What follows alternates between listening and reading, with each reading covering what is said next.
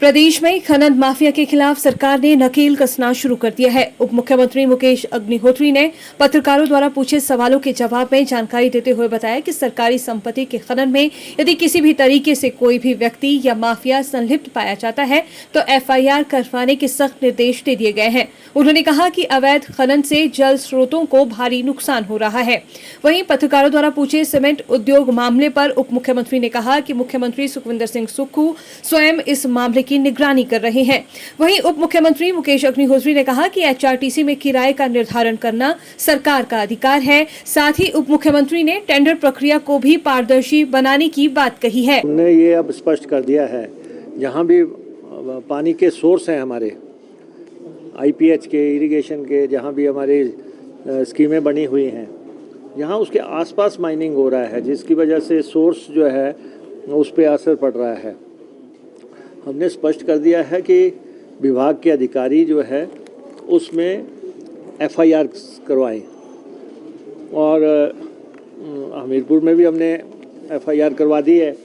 वहाँ निश्चित तौर पे सोर्स जो है प्रभावित हुआ, माइनिंग की वजह से उस जो पानी का तल था वो बहुत नीचे चला गया, और वहाँ से नीचे से खींच के फिर उसको ऊपर पहुँचा रहे थे। हमने जहाँ ट्रीटमेंट प्लांट लगाने का फैसला किया वहाँ स्पष्ट है, पूरे डिपार्टमेंट को कह दिया गया है कि जहाँ भी कोई सरकारी संपत्ति को नुकसान कर रहा है, चाहे वो इरिगेशन की स्कीम है, चाहे वो ब्रिज है, चाहे वो कोई सरकार की और प्रॉपर्टी है, जहाँ भी लगता है कि माइनिंग की वजह से कि कोई नुकसान पहुँचा रहा है, एफआईआर्स में जाइए। इस इशू को ऑनरेबल चीफ मिनिस्टर खुद देख रहे हैं। जहाँ तक ट्रांसपोर्ट डिपार्टमेंट का काम है, ट्रांसपोर्ट डिपार्टमेंट पिक्चर में तब आता है जब किराए निर्धारित करने हों। हमने एक्सरसाइज कर रखी है, और एज ए डिपार्टमेंट हमने एक्सरसाइज कर रखी है। ये हमें कानूनन हमारा अधिकार है कि हम किराए निर्धारित कर सकते हैं। तो जो हमने इन सर्विसेज लेनी थी एजेंसीज़ की, उनकी भी लेके हमने डिपार्टमेंट ने उस पर काम कर लिया है, और आगे मुख्यमंत्री देख रहे हैं कि दोनों पक्षों से बात करके जो भी फैसला होगा उस पर काम किया जाएगा। अपना बचाव करने के लिए वो ऐसी बातें कर रहे हैं। उनके शासन में जो हुआ उसकी चर्चाएं तो निश्चित तौर पे होंगी,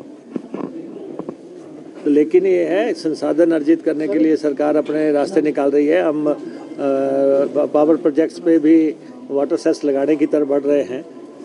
जो हमारे पास हर डिपार्टमेंट के पास जो संसाधन होगा वो कैसे हमने करना है, तो उसके लिए हम बढ़ रहे हैं। तो एज ए डिपार्टमेंट हम ये भी कोशिश कर रहे हैं कि जो टेंडर्स प्रक्रिया है वो पारदर्शी हो, और लोगों को पार्टिसिपेशन का मौका मिले, कार्टेलाइजेशन ना हो। कुछ चंद लोग ही जो है टेंडर्स लेके जो है सालों साल